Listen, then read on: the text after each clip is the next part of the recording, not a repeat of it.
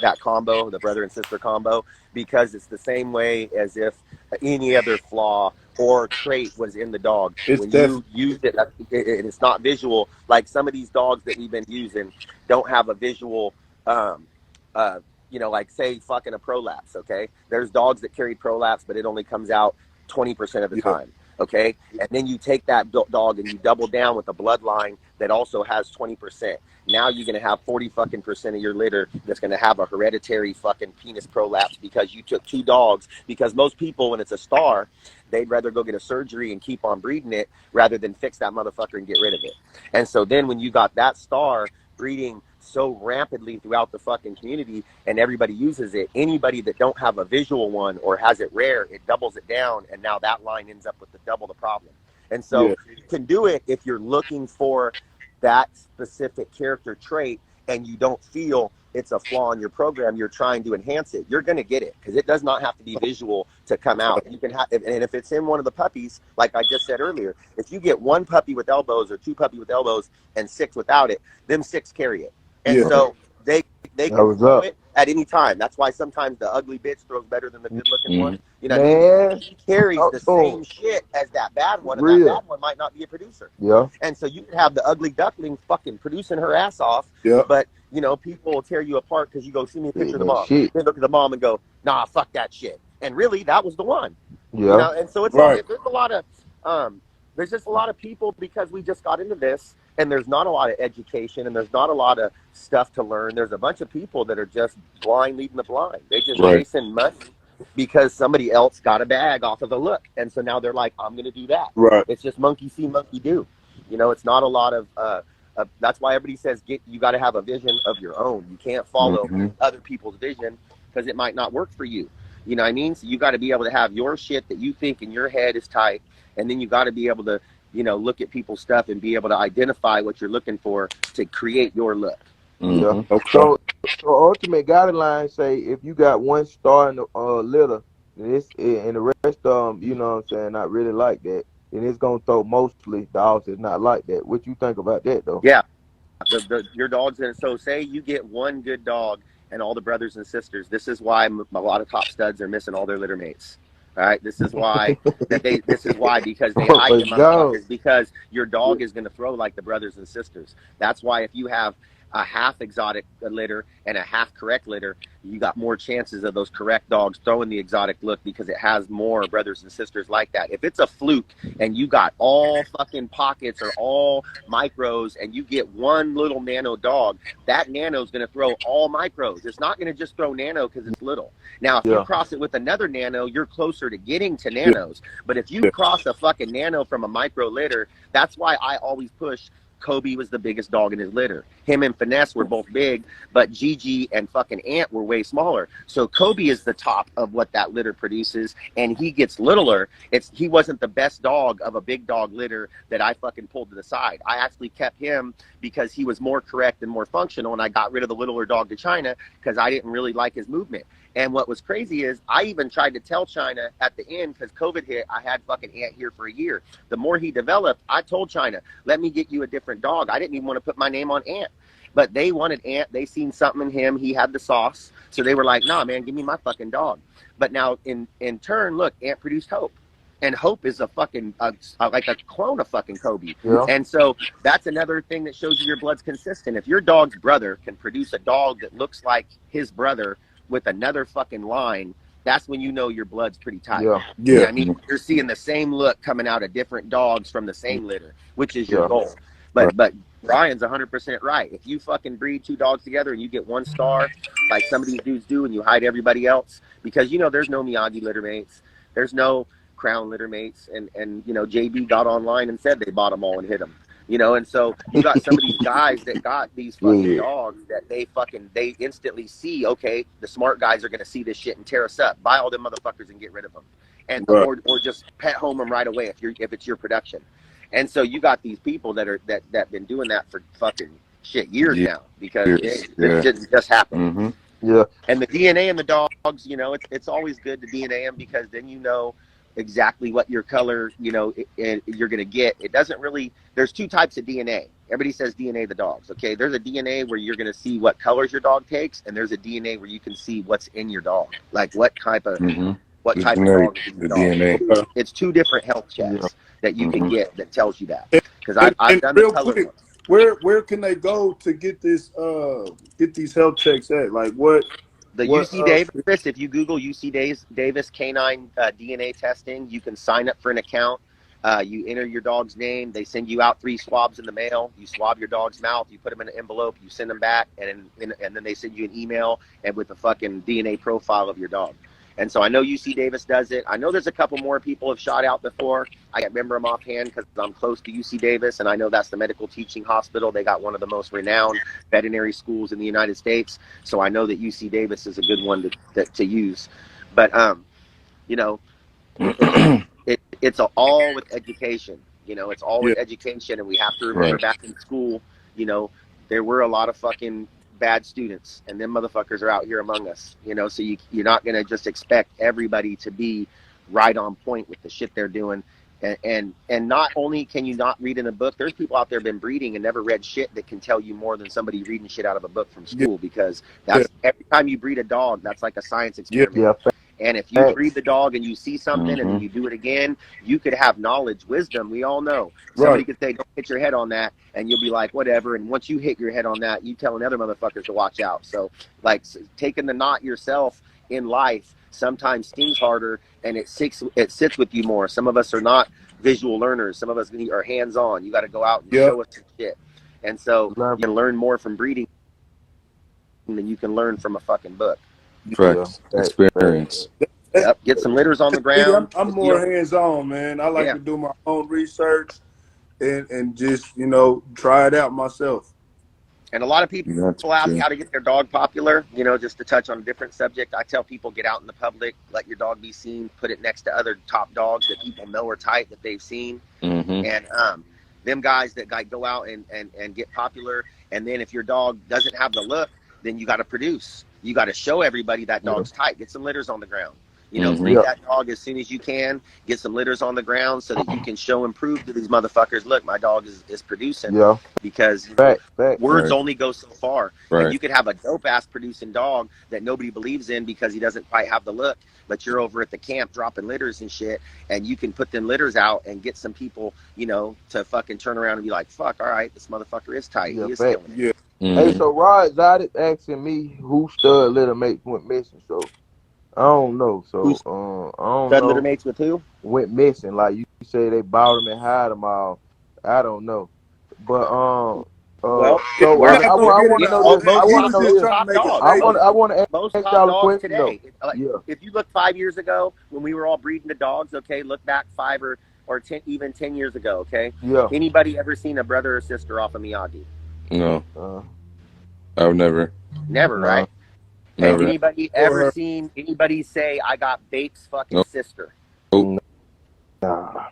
Anybody ever fucking say, like, and you can just name any dog. It ain't singling a dog out, but if you look, most of the time, these top dogs. Now, back then, it could be because back then, you know, we weren't just pushing exotic and saying it was okay to cross shit. So the story, you know, 10 years ago was that, you know, they crossed Miyagi with the Frenchie. They got a Frenchie girl that was half Frenchie. Then they bred her again, and they got it down to where it was only a quarter. And then the look was still bully, and that's how they had made Miyagi. And so before they were just a little bit more, you know, just a little bit more discreet. They didn't really just say, "Fuck that, I crossed this shit."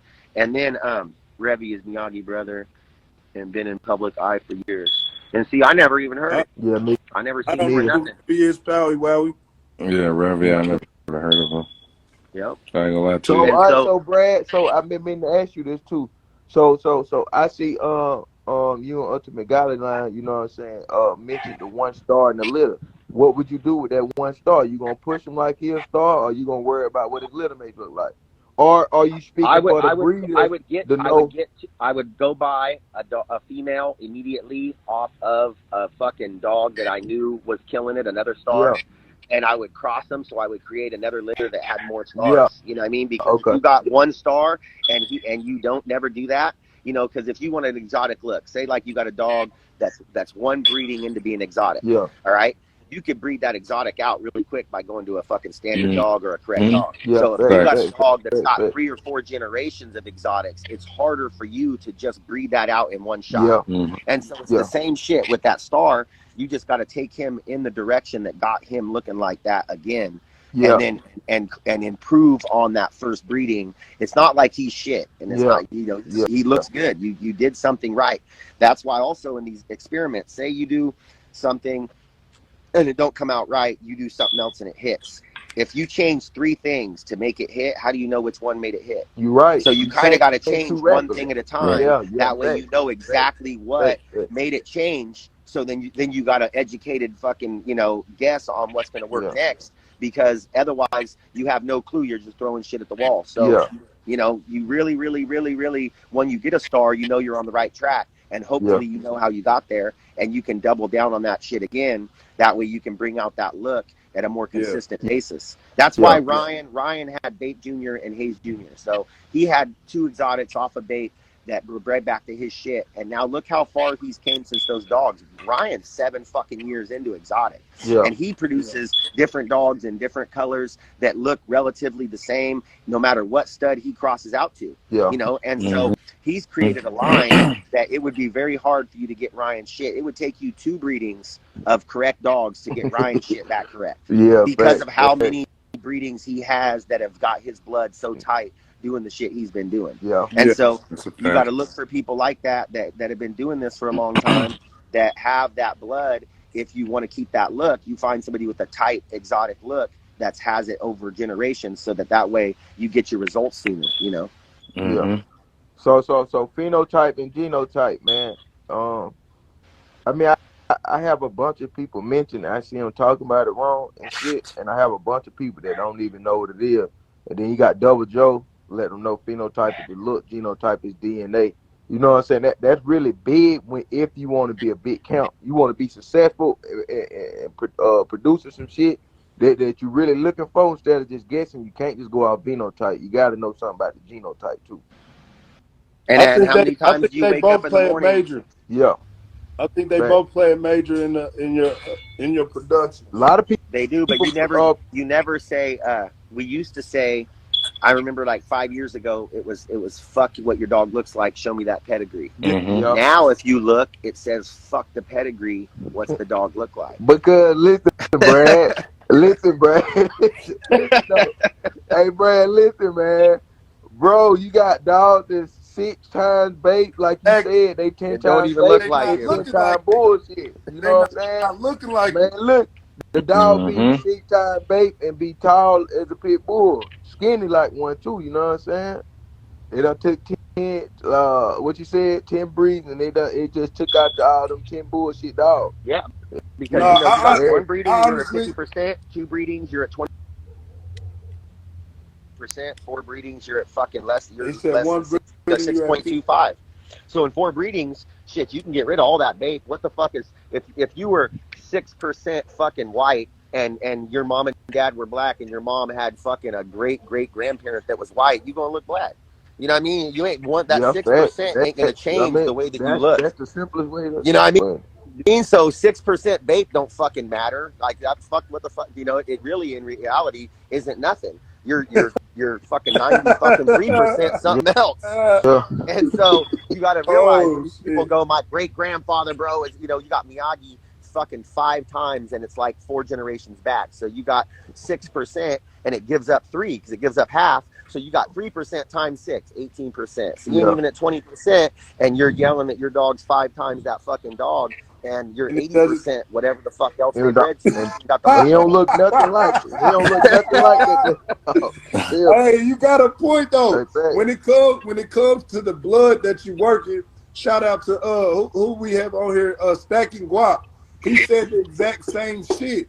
Work the blood that you choose to breed to. Work the blood, because once you start doing multiple outcrosses, all the 10 times and 8 this and 6 that, it doesn't matter. It doesn't hit no more. That shit washed up and watered down. Watered down. And I do good on repeats. Like I always have been telling everybody, like my repeats always the second round seems like I get better productions than I do on the first rounds. And then talking to breeders and shit now, like Sunset Bullies, I talked to them.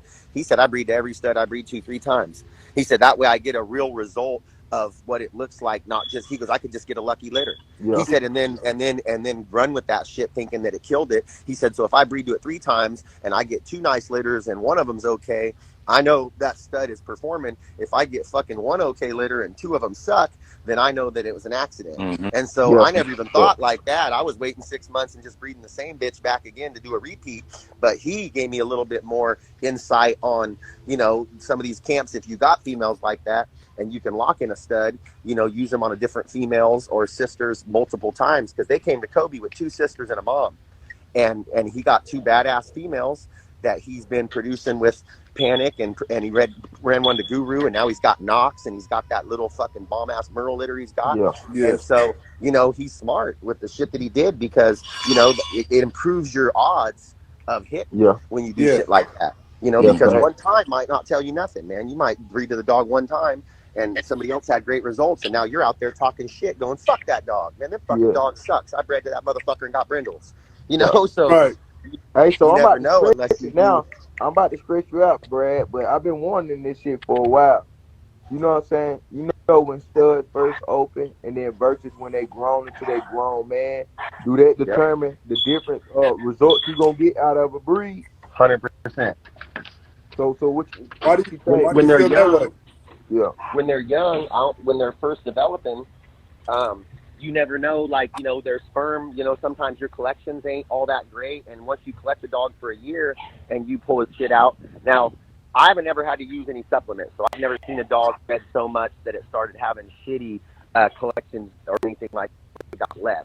Mm-hmm. But I know that it happens. And so you got to know that if the sperm isn't as strong or there isn't as much of it, you're going to have to, you know, it probably will have some issues later on down the line. But when a pup, hold on, Daydream. We listening to a pup sometimes won't throw like an adult. When they get to an adult, you know, they might have a lot more consistency in their litter and in their semen than when they're very young. I mean, like the first few months. Now, once a dog's like a year and a half, I think that they're pretty much, you know, going if it's a popular stud. But if your dog don't produce, how many dogs look hella good, take off, have a bunch of breedings, and then none of it's panning out, ain't nobody hitting, and that motherfucker fizzle out hella quick, or they find out it don't carry a certain color that everybody wanted or something, and that shit fizzles out. So to have longevity, your dog got to produce. You know, your look is going to get you popular. You're going to get some shit out there, but if your dog stops producing and nothing comes out, you know, that motherfucker is going to go away. What do you mean by producing, though? It's got to be able to throw its look. And it's got to be able to, because people are breeding your dog to get the look. They like how your dog looks. If they all breed to your dog and nobody gets a dog that resembles your dog at all, then they know that they're never going to get it. Yeah. And so people stop trying to get it, because some people think they got a female better than your female, and they're like, I'm going to take that fucking blood and I'm going to kill this motherfucking shit. Watch what I do with it. And then they go breed to your shit and they can't even get nothing similar. And so once that happens, then everybody's going to shy away. The word of mouth's going to spread around. Hey, that dog can't throw its look. And then everybody's going to quit fucking around. Right. Because with Bake, he threw his luck with a bunch of different dogs, whether they were ticked, whether they were fucking blue, whether they were tries. You know, he ended up, you know, where a million people, he had longevity from production. A lot of people use that dog over and over again. Yeah. And it's hard to reproduce a dog, because if you look, you know, he produced Hayes, but he bought Bake back from a dog named Ape that I think he sold it to Korea. And then he bought Sabu from Longleat. And so he had a hard time recreating Hayes, you know, and with George, you know, I don't know, you know, George got Miyagi, and the same thing. He had a really hard time recreating, you know, Miyagi and for nothing else. And then all of a sudden when he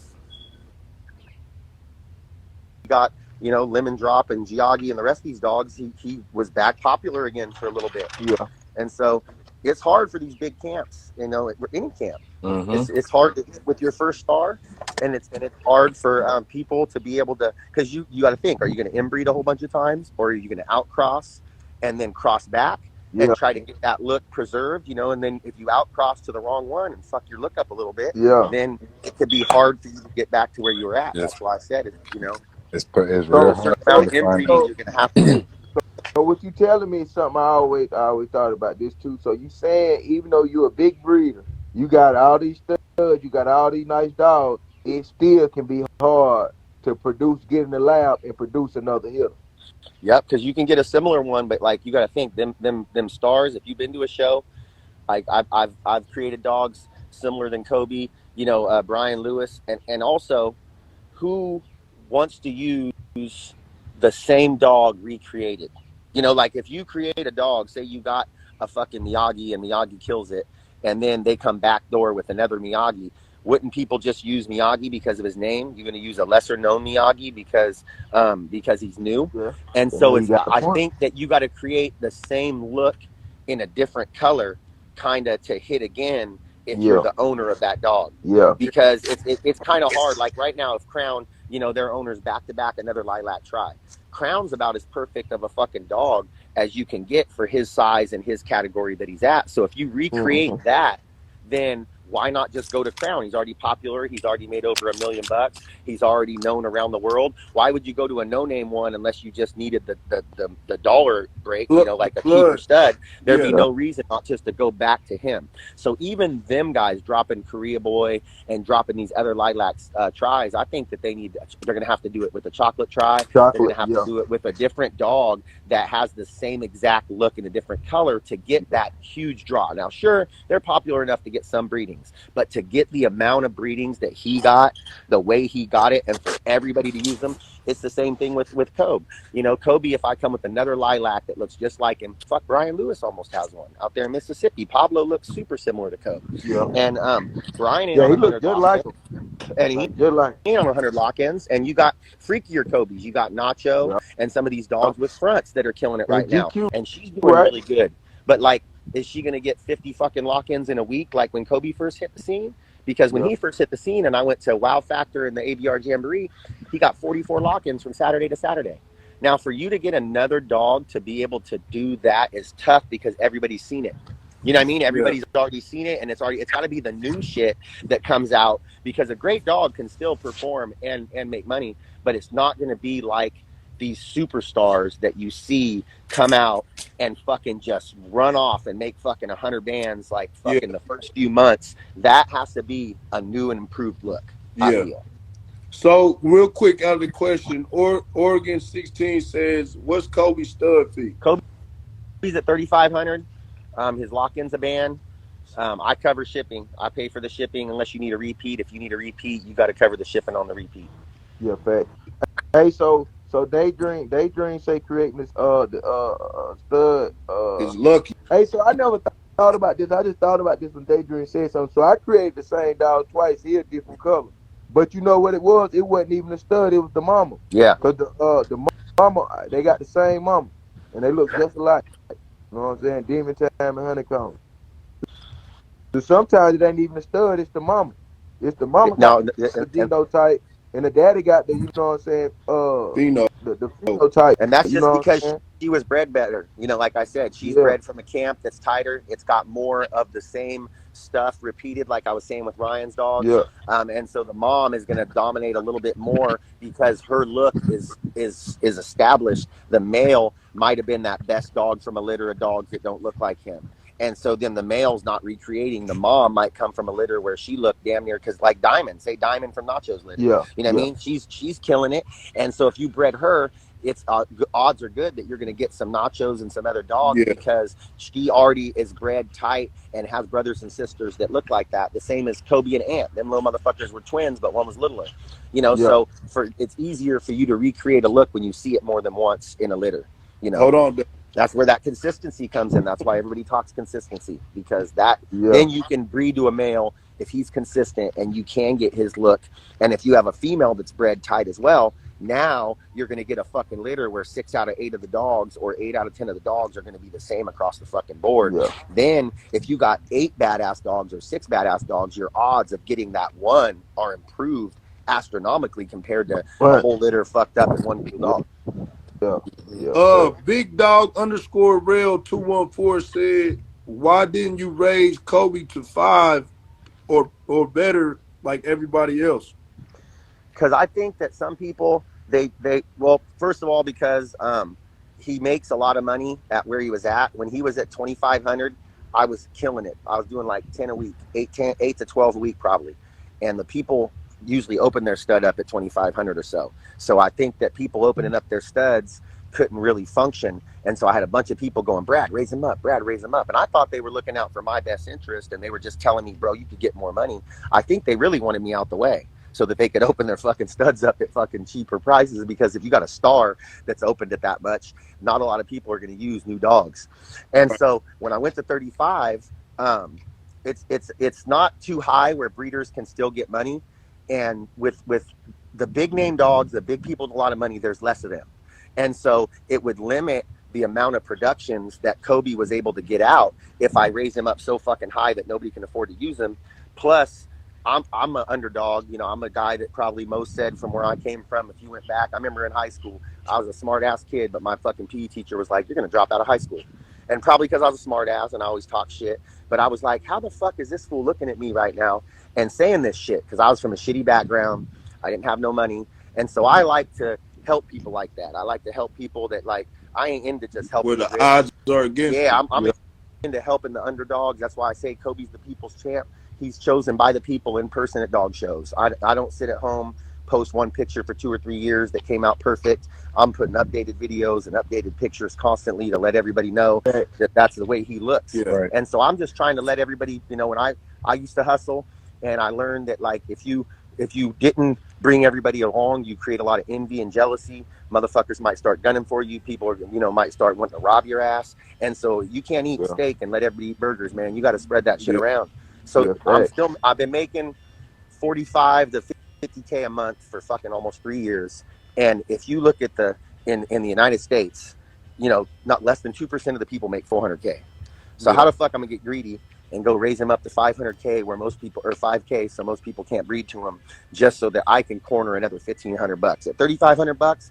He's killing it. It's more money than I need, and it's more money than most people need, and it creates a lot of littler camps that can use them. More productions get on the ground, more puppies get out there, and it can show, damn, everybody's hitting. Because there's people with 800 followers that are turning down $100,000 for puppies they get off Kobe. So you read Kobe, sometimes it can be like hitting the fucking lottery. You know what I mean? So for me, the more people that get that opportunity, I feel it's better. And I kind of model off of some of the older guys, you know, like, look at Ryan. I keep throwing Ryan out there, but like Ryan fucking, he used to have dogs at a band. You know what I mean? He have dogs at 2,500. If you call him right now, most of his studs are at $3,000. That's why he's sending 3-4 fucking boxes a day, one off of every fucking stud, because he's not out there tearing everybody's fucking head off. He's giving opportunities to people that might not have $5,000. Because I remember the first time somebody told me to breed their dogs for $5,000, I was like, fuck. And I had money. You know, it's just a lot of money. Nah, man. For real though, that's a lot of cheese, man. Most people got $15,000 cars. You know, like, how the fuck are you gonna go drop $5,000 and you know, on a fucking dog? It just doesn't. You're narrowing your market. You're narrowing your pool of people that can fuck with you. You're narrowing your market down to just the elite few. And I feel like that at 3,500, you know, it's still good enough to where the big guys, if they want to use them, they can use them. But it creates a market for the little guys to win. Yeah, hey, so I'm gonna say this, and I'm about to. Quick statement from the comments. Jamel_7 says that man is the definition of everybody should eat. Yeah, fact. That's what I'm about to say. Hey, Brent, I respect the way you do your shit. You ain't got nothing to have with the dogs and all that shit. You let people eat and shit. So now I'm gonna say that before I get off. I'm about to go on and get off because goddamn Daydream crying, man. He want to talk to you, Brad. Nice talking to you. You know what I'm saying? So yeah, I'm about to let Daydream get on here, man. All right, man. Hey, good talking to you, man. Have a good day. Yeah, bro. Well, I appreciate you, bro. Real quick, Brad, what do you think about Grizzly versus Crown? About which one? Grizzly versus Crown. Grizzly and Crown. Like I said, I think I haven't seen Grizzly in person. So I've seen Crown in person 2 or 3 times. I think that there's different styles of dogs where you'll run into a dog and you'll be like, that motherfucker's perfect. You know what I mean? Like, I remember when we were at the June show and Golden Child was there, he was a bigger dog that most of the exotic people didn't fuck with, but he was still getting the attention of the people that like those dogs, because even though he was bigger, he had that look. And if you take that dog and you shrink him 20 pounds and you keep the proportion and you keep the muscle and you keep all the stuff like that, then I think that is a better dog. So like I said with Crown, the only thing I could say about him for my camp is I don't want a longer dog, and he's a little bit longer than the compact stuff that I have. And it's hard. Like if you breed a 12-inch dog to a 10-inch dog, you're going to get a bunch of 11-inch dogs. You might get one 10-inch dog and you might get a 12-inch dog, but you're going to get mostly in the middle of those two. So you're going to take you 2 breedings to get down to 10 inches or down to 9 inches. You could go to the wrong dog and fuck that up in one breeding, going backwards. You know what I mean? You breed to a dog that's too big and fuck around and take your dogs up where it took you 2 years to get down, and it could take you 6 months to go back up. So for me,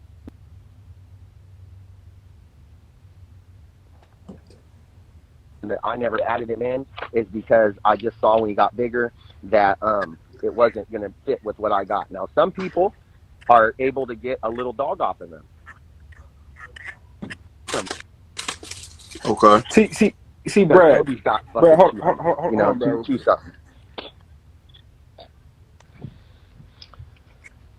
Hey, you breaking up, Brad? You breaking up, brother? This is something to say that. Hold on, real quick. Daydream, Brad, Daydream has something to say to you so bad. No. We about to get. No. I don't have anything to say. I think Brad was very like he's very the way he speaks is very, you know what I mean, is very simple and understand, you can understand what he's saying. So I got to give Brad that one, you know what I mean. But I do disagree with some of the things that he said. As far as just the statement that he just made just a minute ago, people say that you breed 2 dogs, you get in the middle. That's very rarely that you get in the middle. You might have one dog that meets right there in the middle, or 2 dogs that meet in the middle out of a litter of 8. What happens is you either get dogs that's one or the other. You either get a dog that's got fronts, or you either get a dog that don't have fronts. It's very rarely that you breed 2 dogs with you can breed a dog like even like Golden Child. Golden Child did a breed with Crazy Bone. Y'all know his bitch, that blue bitch, don't have fronts. He said all his dogs came out freaky. The only dog that kept that stayed in the middle was his boy Bojack. And so when it comes to breeding, I don't think you breed a 12-inch dog to a 10-inch dog and you meet in the middle. That's not true.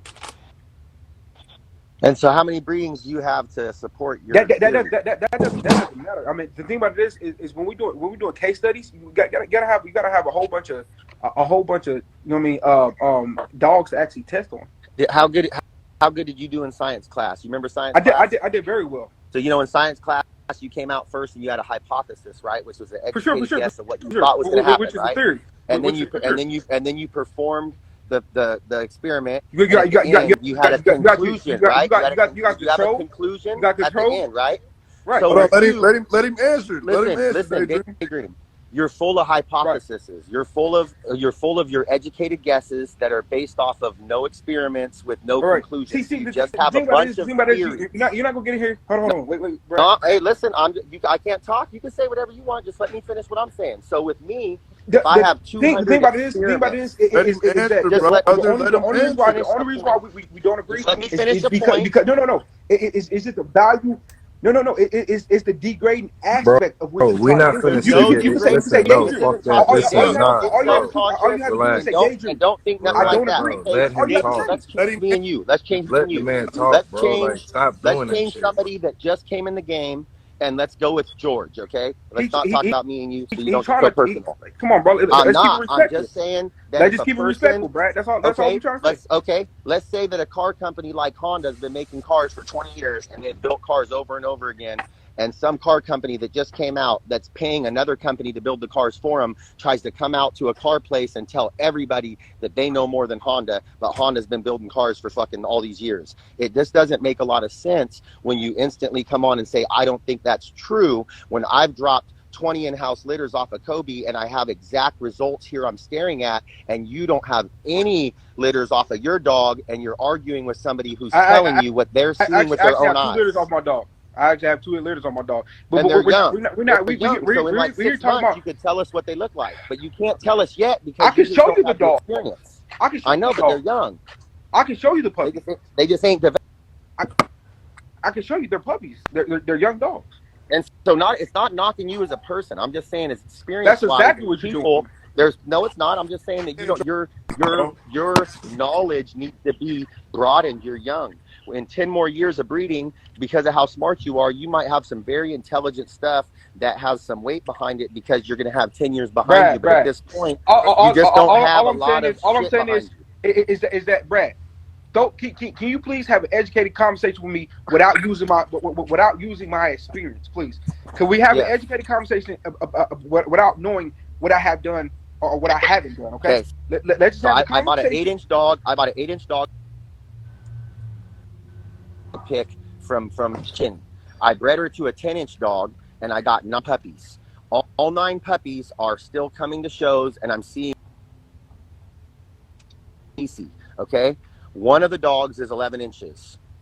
2 of the dogs are between 8 and 9 inches. Every other fucking dog is in the 10-inch range. So out of 9 puppies bred to the same female with 2 litters, one was an 8-inch dog and one was a 10-inch dog, I got a bunch of dogs in the middle and 1 or 2 little and 1 or 2 big. So out of experience from breeding dogs, I've got what I told you. And so that's why I'm saying that. Now, if I take their puppies I bred or the other litters, because tons of people bring Kobe shit out, I'm just letting you know based on their female and what they look like, what their results are. It's not an opinion. It's something based off of breedings.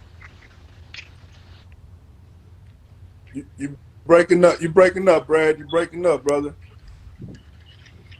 No, see, this is going to be, bro. The thing about it is that we're sitting here, we're talking dogs, so let's just keep it dogs. That's all I'm trying to say. But listen, so at the end of the day, what I'm saying is that it's very rarely that you meet in the middle when you're doing these breedings. It's very rarely that you meet in the middle. You either produce a dog one or other. You might get a few that's in between exactly where you wanted it. So back to you talking about producing these stud dogs. So you're saying if you have a 10-inch dog and a 12-inch dog that they're all going to be 10 inches? That's not what I'm saying. He's asking you what do you mean by that statement you just made? What I mean is you might have a few that's going to be 12 inches. You might have a few that's going to be 10 inches. It's very rarely that you're going to be right in the middle and get a dog that's 11 inches. Okay, I got other people about to jump on, Daydream. Let me rotate the line, brother. I was about to get okay. All right. No, I get what you're saying, Daydream, like 100%. And you are the best person to debate with all day long. But I don't feel like Brad was necessarily trying to attack your personal character, but as me just hearing what he was saying, it's just like me saying I got a car for sale and somebody just offers me, hey, I got 1,500 right now, but I never even gave them any details, so I would ask them based on what I'm asking me, but you want to bring me 1,500 based on what? You know what I'm saying? So basically, he's asking you your outlook, like what makes you say this? You know what I'm saying? Based off of what? And you said case research, but at the end of the day, like not everybody's case research came out with the same results, bro. Here you got a man breeder that has been breeding. How many years you been in the breeding, Brad? 9 years. You got 9 years plus with multiple generations of dogs from his line, from his stud. That's where he's asking, you know, like based off what makes you say this, what makes you tell me this when I got this. Anybody in a trade? Any of you guys in a trade? Any of you guys do any trade work or any construction work or any shit like that before? Yeah, I used to. So say like you're a plumber and you've been going out and you've been doing plumbing like a certain way where you go in and do your job every single fucking day. You've been doing it for like 5 years, and then some contractor that just got his license comes out of work and he comes in the first job site that you're on and goes, hey, that's not how you do that because a book told him that that's not how he does that. But you've been to fucking 3 different companies, every company in the field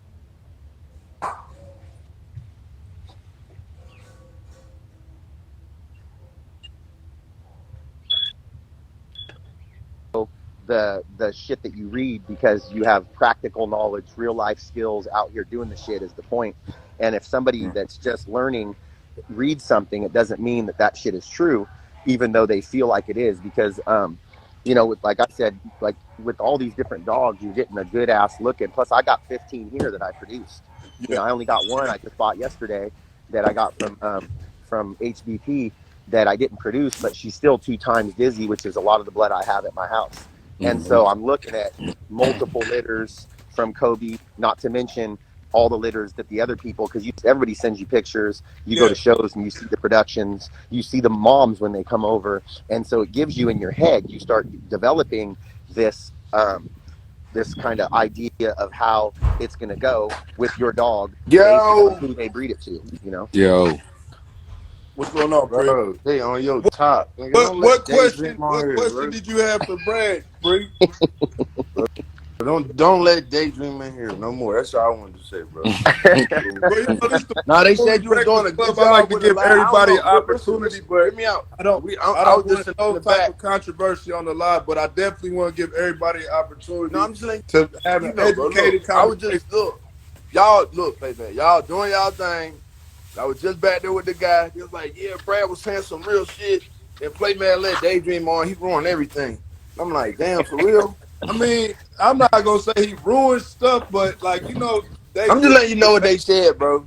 he's a great That's our debate. topic though. He got a different perspective, but Let's when get you're on. young, Let's you get got a lot of on. pride. Let's get on subject, You yo. got What's y'all you got a topic? lot of pride when you're young, and you always feel like, you know, the shit that it's your world just isn't grown yet, and so you feel like whatever's happening right around you, that's what the whole world's going through, and What's everybody's the on some different shit. hold You on, know, what's the real talk. topic though? I got a question for you, Brad. With 9 years experience with where the dog game has shifted, what is your definition of a perfect bull? Height and length proportionate. That way, you know, if it's a compact dog and a short dog, or even if it's not taller, like if you read up on the standards, that the length should kind of match the height within an inch or two. It shouldn't be a disproportionate dog where you got like the wiener dogs, like when we had the shorty bulls, and you go to shows sometimes you'd be like, what the fuck is that? And it'd be like a really long dog that was short. I think they need to be height and length proportionate. I think that they need to have you know, a good head. You know, a lot of people say that you want to breed to what you don't have. So, you know, I know a lot of people said the head was the first thing that they looked for, and then they kind of added in stuff. But I don't like the high rears. I don't like I got I a don't good like answer. I don't like the tongues fucking when they all hang out and the dog can't keep its tongue in, or the ride jaw where the shit's to the side and they're holding the shit up. You know, some of the sloppier versions of the dogs that we get by crossing, I think need to be cleaned up a little bit with the dog. But a perfect bully, most of us go up and it just looks like a different sized version of the standard bullies that we were used to, because those were nice dogs. They got most of us in the game. They looked like a bull. They were buff. You know, they looked good. They had muscle tone. They had the tighter skin. They had the big ass head. They had the fucking, you know, they were height and weight and length proportionate.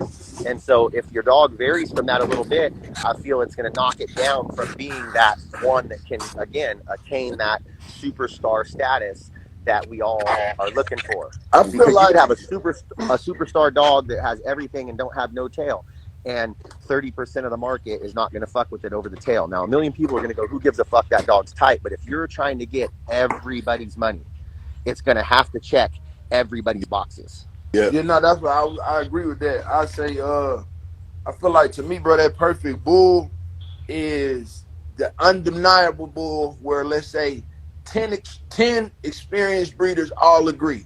Feel me? You ask 10 breeders, you ask Brad, you ask TBC, you ask George, you ask everybody, all 10 of them gonna say, yeah, that motherfucker, he's him, bro. He's him. You feel me? Yeah. Like if you ain't getting 10 out of 10, you only get 7 out of 8 or 6, you know what I'm saying? Everybody got their preference. But I feel like the perfect bull is when it's that undeniable motherfucker. Like, yeah, I might not like his owner or whatever, But but his shit's tight. Yeah, But you that gotta dog's recognize exactly, a bull, bro. man. You do. Exactly. Even if they move funny, you got to recognize a badass bull. A badass No, for bull. sure. If you're really about the breed and you're really about the dogs, you see a badass bull, fuck who owns it. You know damn well that motherfucker's tight. No, You for got to sure. give him their flowers. That's how I feel. See, so like I tell people a lot, because when I call it, maybe it was lucky, you know, but when I started putting Cove out on the TikTok shit and he blew up like that, it created a different market for him. Like, I go through the airport and fucking grandmas and shit know Kobe. I go eat fast food and be talking to somebody and show them my picture, and the people in the fast food place go, "That's Kobe, I follow you." You know, so he picked up. I relate it to kind of like how Eminem was so successful, because he didn't just appeal to the hood or the gangsters. He jumped out into white suburban America because of the shit that he talked about. TikTok took Kobe to a whole fucking different realm. Hey, let me ask you a question. You made some money off TikTok, like puppy sales? Yeah, hell yeah.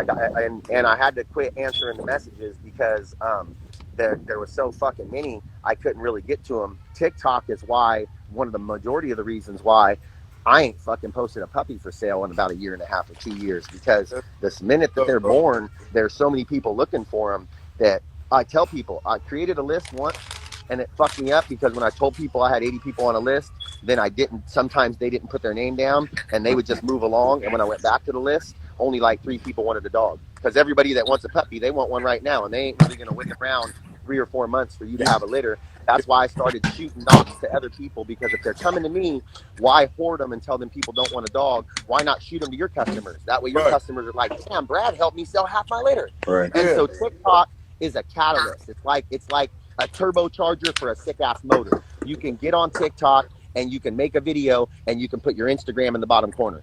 Yeah. And then when you fucking shoot that video and it goes crazy, everybody gets your Instagram and jumps on your fucking Instagram or your Facebook. And so it doesn't work by itself, and it's not going to make you a ton of money on its own, but it is the most popular platform in the world at this point, and it will take off your other social media platforms if you tag and share and use it right. If you connect your Facebook to your Instagram, so when you post an Instagram picture, it goes to your Facebook immediately. And if you connect your TikTok to where you share your TikTok and it goes on the reels, that is how you skyrocket your shit. Because So you recommend people use TikTok? I do, without a doubt, because I had 12 million, or I think I had 12 million plays on TikTok on 2 videos, and it turned into 18 million plays on Facebook and fucking Instagram reels. Do they pay you? If you sign up and monetize your account, they pay you, but TikTok only pays you like $40 every fucking million views, whereas YouTube gives you like 1,000. Okay. So YouTube is where you're going to get more money, but YouTube, again, share your YouTube channel. Yep. Put the YouTube icon when you go into stickers. You heard what he said, YouTube. It says YouTube. I've been saying this. No, I'm saying you heard. You swear you about to make all this money. You use one to make the other one popular. You use the fucking one that's the most popular, that don't pay you the most, and you take the one that does pay you the most and you put it all over that motherfucking page when you get that shit noticed. That way people will jump on your other fucking pages. Real quick, Brad, before we close out, what's some encouraging advice to an upcoming breeder? Don't get discouraged with losses. I made a fucking post last night literally talking about all the losses that I took in the game. In the beginning, litters lost, fucking moms going into labor too soon, whelpers killing my fucking litters, fucking studs fucking, having health issues or not being able to perform. Different things are going to happen to you in this game. And if one or two things, if I would have quit with the first 2 things, I never would have hit. And so don't let them things discourage you. You got to be resilient. If it's going to happen, it happened to all of us. I've had fucking 4 or 5 dogs drown. He said, I can answer that. Don't listen. I've lost a bunch of shit from litters, and it's out of your control. So for me, just stick it out and stick to your vision, and just be resilient, because you never know, your next litter may be the one you're gonna fucking hit on. Yeah. So don't let people tell you the shit you're dumb is dumb, because it's always dumb till you hit. And then when you hit, I was down there from the beginning, bro. I've always been down. You know what I mean? All them people change. And so just make sure that you just stick to your vision, and if you believe in your shit, other people will believe in it. You got to have passion for the dogs. Don't just do it because of money, because it's gonna last. You got to love the dogs. You got to love the breed, and you got to be passionate about your work. Hey, Brad, I appreciate you jumping on the Bully Breakfast Club. Let them know who you represent and where to find you at, brother. It's Gold Country Bully Camp, Sacramento, California. I'm Brad Hackala on Facebook, Gold Country Bully Camp 530 on Instagram. And, I comment, talk, reach out to everybody. I offer advice.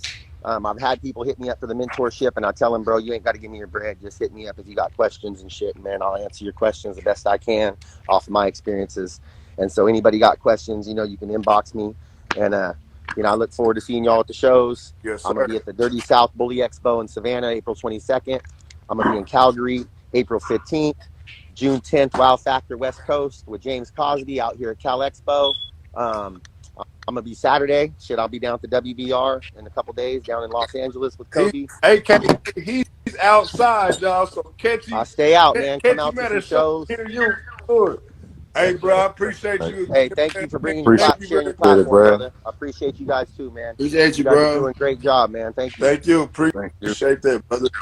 Yeah, y'all have a good day. Hey, Pre, let them know. I know y'all probably saying I ain't say shit. All right, He's slick. let them know where you coming from and how to Shit. find you, bro. Sure, y'all already know who it is, man. It's Unique Bullies, straight out of Florida with it. Home of Capital Punishment. So, I do got a few slots left at 2K, 500 lock in. Don't wait till it's too late. hey, man, I appreciate y'all this morning, man. Hey, today, the Bully Breakfast Club is one hell of a show, man. Very educational. You know what I'm saying? Like, one thing, let me just tell y'all, this was Unique's idea, man, to reach out and to be able to have an educated conversation with successful breeders, upcoming breeders, for the betterment of the future when it comes to our breeding and what we are passionate about. So everybody that's tuned in, that is supporting this movement, bro, we appreciate y'all to the max, because at the end of the day, there's never going to be no one-man army. We definitely are going to need y'all to help us push the positive back into the game and really bring the game back together as a whole and really get our breed out there for the betterment of the breeders' future, man, straight up. So I appreciate it. Thank everybody that tuned into the show this morning, man. Again, this is the Bully Breakfast Club, powered by the Wolf Pit. We stream live every morning, Monday through Friday from 9 to 11. But if it gets hot, man, we going to ride out. So again, man, make sure y'all tap in with us, man. It's Playman Kennels. It's Unique Bullies. It's going down. Wolf Pit Business. Let's